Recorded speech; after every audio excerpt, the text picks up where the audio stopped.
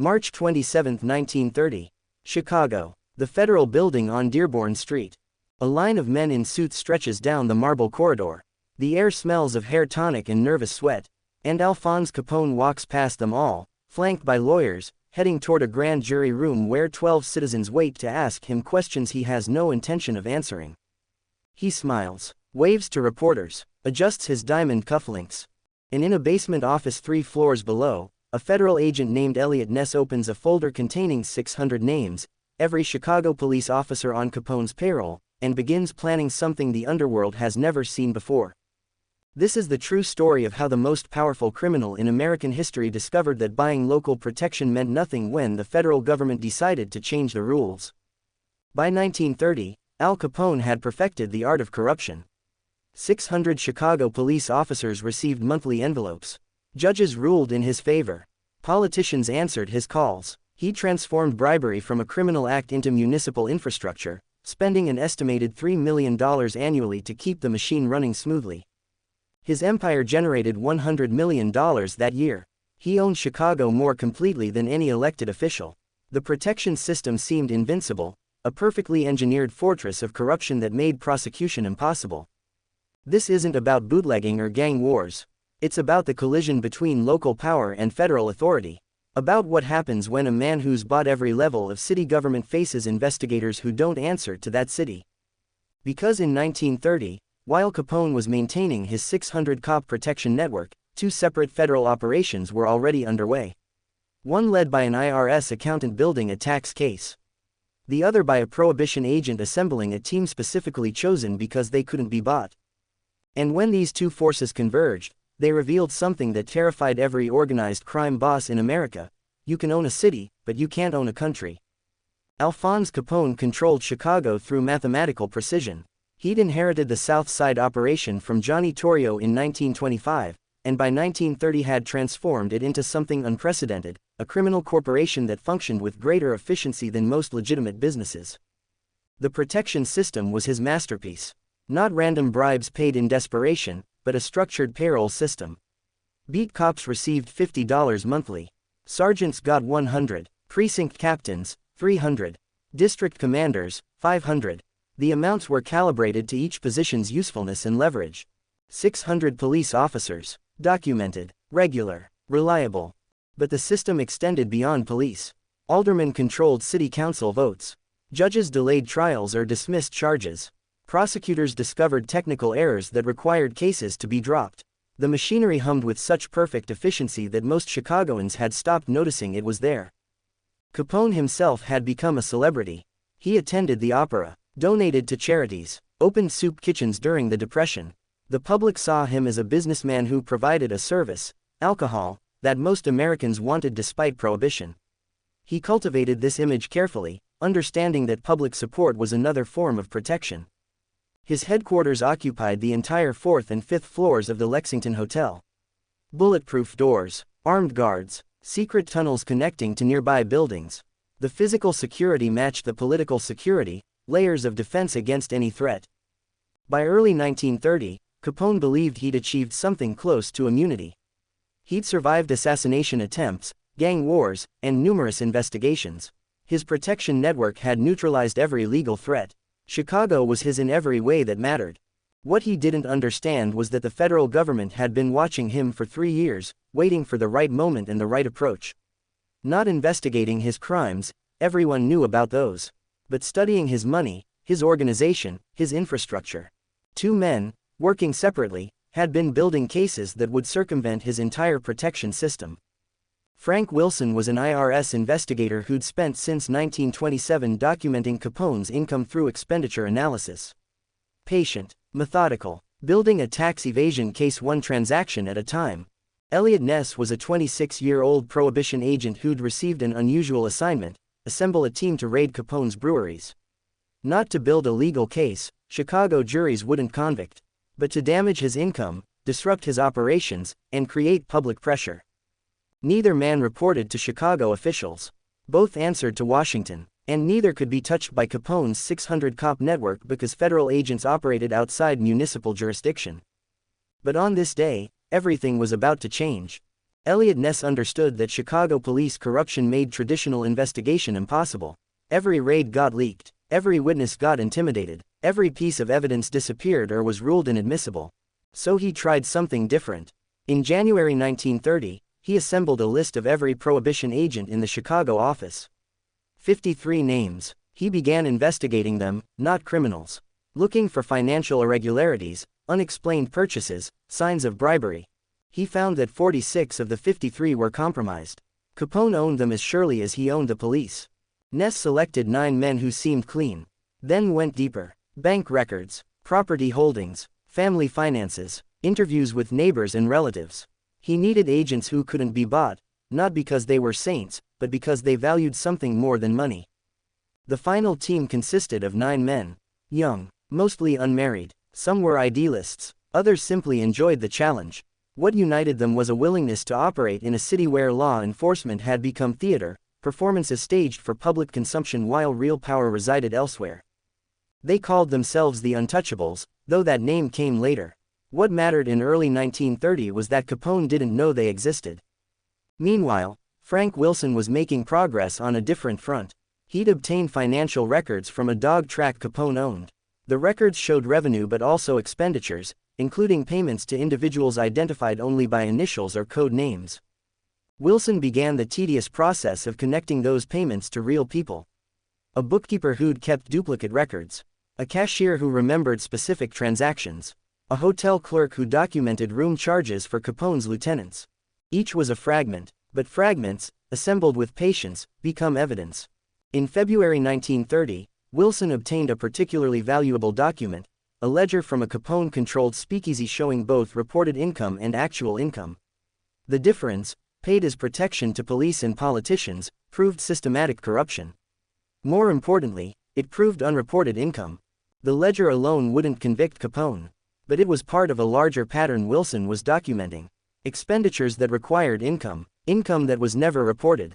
A mathematical proof that bypassed the need for witnesses who might be intimidated or killed. But he didn't know that Capone's lawyers were already preparing a defense, claim everything was gambling winnings, which weren't taxed the same way. Find loopholes, challenge methodology, tie the case up in appeals until witnesses forgot details or disappeared. Jake, Greasy Thumb, Busick managed the protection payments. Every week, he made his rounds with envelopes of cash. The system had operated smoothly since 1925. 5 years without major disruption. The routine bred complacency. Frank Nitti handled enforcement and brewery operations. Quiet, efficient. He'd recently become aware of raids on Capone operations, not by Chicago police, who always warned them in advance, but by federal agents who struck without warning and couldn't be called off. 3 breweries shut down in March alone. Losses totaling $500,000. Small compared to Capone's overall operation, but concerning because the usual channels for stopping raids didn't work. Calls to police chiefs went nowhere. Political pressure had no effect. Something had changed. The question was what? On March 20, 1930, Capone attended a meeting at the Lexington Hotel. Busick, Nitti, his brother Ralph, and several lieutenants. The agenda? Increasing federal attention and how to manage it. Busick suggested increasing protection payments. If federal agents were the problem, perhaps federal agents could be bought. It had worked with Prohibition Bureau officials before. Nitti disagreed. The raids were different, coordinated, professional. The agents involved didn't follow the usual patterns. They seemed immune to both bribes and threats. Capone made his decision. Try to buy them first. If that failed, intimidate them. If that failed, eliminate them. The same strategy that had worked against every other threat. But here's what really happened. Federal authorities had been waiting for exactly this response. They knew Capone would try to corrupt the investigation. They'd built in safeguards. The agents were rotated frequently. Lived in secure facilities. Communicated through channels Capone couldn't intercept. And every attempt to bribe an agent, every threat, every approach, all of it was documented. Each approach became additional evidence of obstruction, of consciousness of guilt, of an organization that believed it could operate above the law. Remember this detail. In April 1930, Capone offered Eliot Ness $2,000 per week to look the other way. Ness reported the attempt and wore a wire to the next meeting. The recording captured Capone's representative explicitly describing the protection system, naming police officials on the payroll, explaining how raids could be prevented. That recording would never be used in the tax case. But it confirmed something federal prosecutors needed to know: Capone believed his protection system was comprehensive. That every law enforcement official had a price. His certainty would be his vulnerability. By June 1930, Ness's team had raided 18 breweries, seized trucks, destroyed equipment, cost Capone millions in lost production and revenue. More importantly, they'd proven something: federal agents could operate in Chicago despite the 600-cop protection network.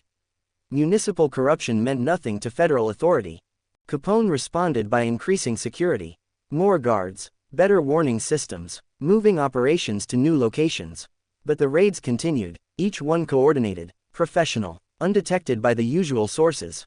The protection system that had cost $3 million annually was failing against a team of 9 federal agents who couldn't be bought.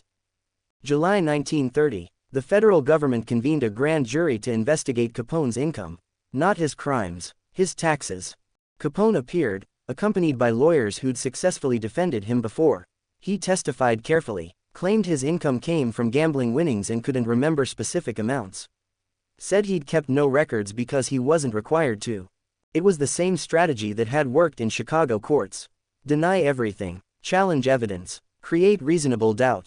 But grand juries operate differently than trials. Lower burden of proof, no defense attorneys cross-examining witnesses. And most importantly for Capone, no Chicago jury pool to intimidate or corrupt. Frank Wilson testified about his investigation, presented evidence of expenditures, property purchases totaling $400,000, automobile purchases, jewelry, custom clothing. Items that required substantial income to acquire. He showed the grand jury photographs of Capone's lifestyle: mansions, parties, luxury that contradicted claims of modest income from gambling. The mathematical proof was simple: either Capone was lying about his expenditures or lying about his income. Either way, he'd committed a crime. What happened next took 11 minutes to change the entire trajectory of the case. A low-level bookkeeper named Fred Rise, facing his own federal charges, agreed to testify. In 11 minutes of testimony, he described the financial structure of Capone's organization. How money flowed from speakeasies and breweries through collection points to central counting houses.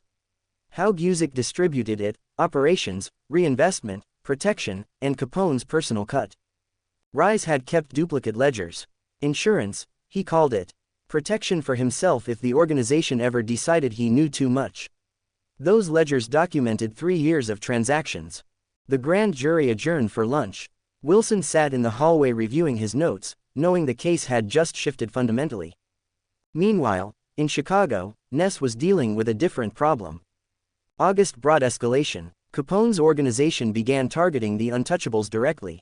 Not bribes, those had failed. Threats. An agent's family received anonymous calls describing their daily routine. Another agent's car was vandalized, a note left promising worse. The message was clear: back off or face consequences. Federal authorities responded by moving the agents into secure housing.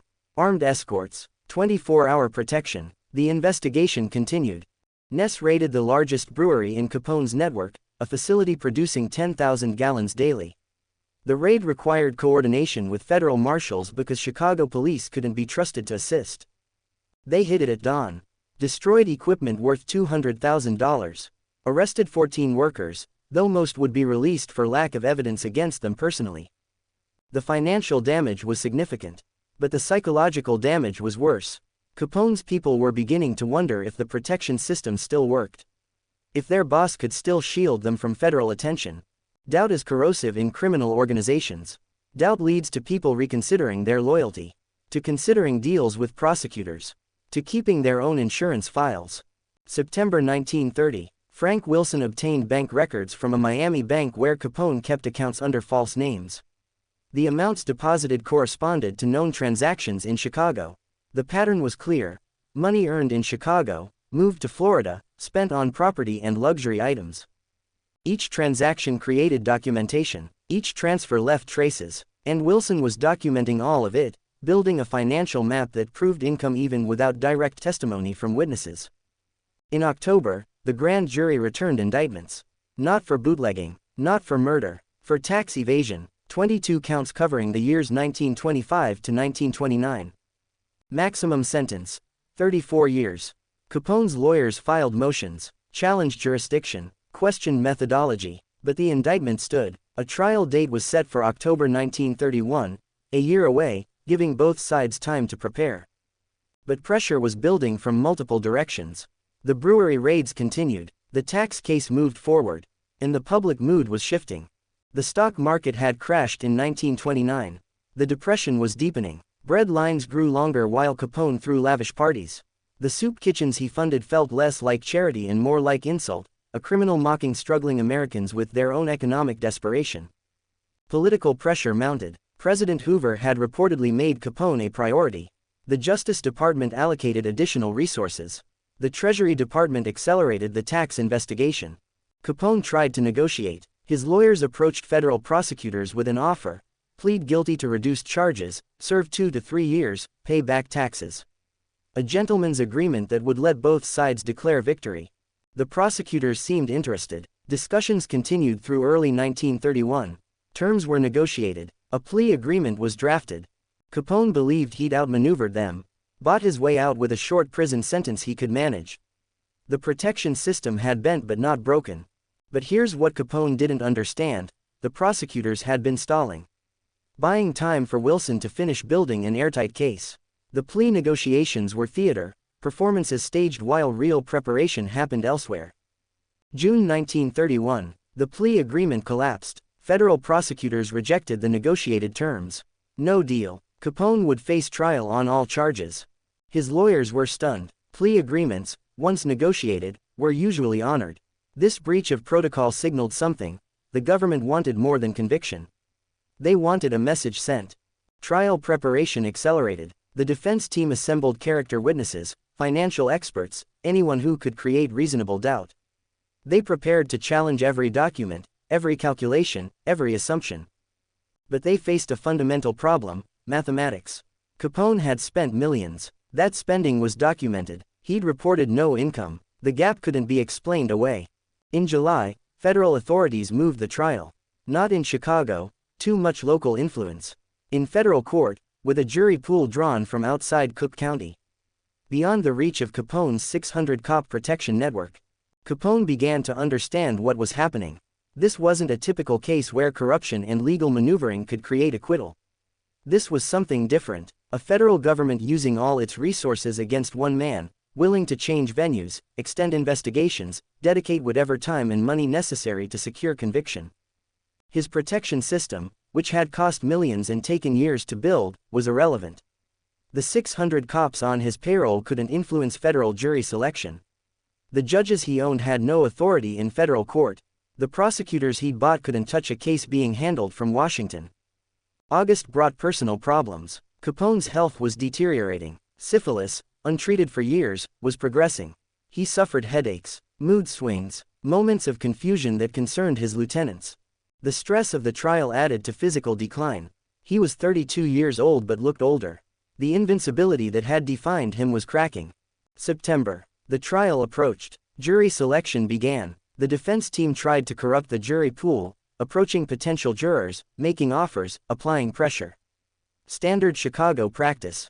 But the judge, James Wilkerson, had been expecting exactly this. He switched jury pools at the last minute, bringing in jurors from another case. Capone's jury was seated before his organization knew which individuals to approach. Another layer of protection stripped away. Another assumption proven wrong. Frank Nitti, watching the situation develop, began making contingency plans. If Capone went to prison, someone would need to run the organization. The question was who, and whether the federal government would come after them next. Jake Busick was already cooperating quietly with investigators, not testifying but providing information in exchange for immunity. Self-preservation overcoming loyalty. The organization was fracturing. October 6, 1931. Opening statements. The prosecution's case was simple. Al Capone earned vast income and never reported it. They would prove income through expenditure, through seized ledgers, through testimony from people who'd handled his money. The defense argued that gambling winnings weren't taxed, that Capone's lifestyle came from lucky bets, that the government couldn't prove specific income amounts. But the evidence was overwhelming. Wilson had spent 4 years assembling it. Property records. Bank deposits, testimony from cashiers and bookkeepers. A financial profile so detailed that defense experts couldn't explain it away. The trial lasted 11 days. The jury heard from dozens of witnesses, saw hundreds of documents, watched as prosecutors built their mathematical proof. Capone sat through it all, his confidence slowly eroding. He'd expected the usual Chicago trial, witnesses who forgot details, evidence that disappeared, jurors who could be reached. Instead, he was experiencing something he'd never encountered, a trial that couldn't be fixed. The 600 cops on his payroll were powerless. The judges he owned had no jurisdiction. The protection system that had seemed invincible was revealed as geographically limited, functional in Chicago, irrelevant in federal court. On October 17, the jury began deliberations. Capone waited in a private room, surrounded by lawyers and family. Still believing somehow that the system would protect him, that money could solve any problem, that the right connection or the right bribe could still fix this. 8 hours later, the jury returned. The courtroom filled beyond capacity. Reporters lined the walls. Federal agents stood by the doors. Chicago police, many on Capone's payroll, waited outside, present but powerless. The foreman stood when asked for the verdict. The courtroom achieved absolute silence. Guilty, not on all counts, but on 5, 3 felonies and 2 misdemeanors. Enough, more than enough. Capone's expression barely changed. He'd faced worse moments, the Hawthorne Hotel attack, shootouts with rival gangs. But those were threats he understood, could respond to with violence or strategy. This was different. This was mathematical inevitability, the patient accumulation of evidence by investigators he'd never met, prosecuted in a system his money couldn't reach. Judge Wilkerson set sentencing for October 24. The courtroom emptied slowly. Capone walked out flanked by lawyers, facing questions from reporters he didn't answer. The 600 Chicago police officers on his payroll could only watch. Their monthly envelopes had bought access and protection within city limits. But federal authority superseded everything they could provide. 1 week later, sentencing day arrived. The courtroom was even more crowded. Some people had lined up before dawn for seats. Capone stood as the judge spoke. 11 years, the longest tax evasion sentence in American history to that point, plus fines totaling $50,000 plus back taxes. His lawyers promised appeals, challenged the verdict, but everyone in the courtroom understood, it was over. The protection system had failed. Not because it wasn't sophisticated, it was the most sophisticated corruption network in American history. But because it was designed for the wrong threat. Capone had built defenses against gangsters, against local law enforcement, against Chicago's political machine. He'd bought protection against the dangers he understood. But federal tax law didn't care about Chicago politics. Didn't negotiate with local power brokers. Operated with mechanical precision that made corruption irrelevant. It wasn't about morality. The federal government didn't convict Capone because they were virtuous. They convicted him because he'd become politically necessary to prosecute. A symbol, proof that federal authority superseded even the most sophisticated local corruption. And the tool they used, tax law, boring and mathematical, was perfect precisely because it couldn't be intimidated or bought. Capone entered Atlanta Federal Penitentiary in May 1932. Within months, he was transferred to Alcatraz, the new super-maximum security prison designed specifically for high-profile criminals who maintained power even behind bars. The empire he'd built continued briefly under Frank Nitti, but without Capone's personal relationships, the structure began eroding. The 600 cop protection network dissolved. Why keep paying when the boss was in prison and federal attention remained intense? Raids on Chicago operations intensified. Breweries shut down. Speakeasies closed. The organization that had generated $100 million in 1930 was generating $20 million by 1933, and Prohibition ended that December anyway, eliminating the core business. Capone served 7.5 years. Released in November 1939, his mind already deteriorating from untreated syphilis. He retired to his Florida estate. Spent his final years fishing, mostly confused, barely aware of the empire he'd once commanded. He died in January 1947, 48 years old. Frank Nitti ran the outfit through the 1930s but never achieved Capone's dominance. He died by suicide in 1943, facing federal prosecution for extortion. Jake Busick, who'd cooperated quietly, lived until 1956. Never prosecuted. Some roles stay safely in shadows. Eliot Ness became a legend, though his brewery raids were less important than he later claimed. He spent his career fighting corruption but never achieved the success he'd had against Capone. He died in 1957, largely forgotten, shortly before his memoir restored his fame. Frank Wilson became chief of the Secret Service. His methodology, following money rather than violence, became the template for organized crime prosecution. Every major case since has used his approach. The lesson isn't that crime doesn't pay. For 6 years, it paid spectacularly. The lesson is about the limits of local power when federal authority decides to act. Capone's $3 million annual protection investment bought him comprehensive coverage within Chicago. But there's no such thing as comprehensive immunity when federal jurisdiction extends everywhere and federal agents answer to distant authority figures who can't be bought or intimidated. In the end, the most sophisticated protection network in American history, 600 police officers, judges, prosecutors, politicians, all bought and maintained with corporate precision, couldn't defend against 9 federal agents who valued something more than money and 1 accountant who valued arithmetic more than influence. The empire rose on violence and corruption. Mathematics and incorruptibility brought it down. If you want more untold stories of power, corruption, and the men history remembers for the wrong reasons, subscribe to Al Capone Untold Story.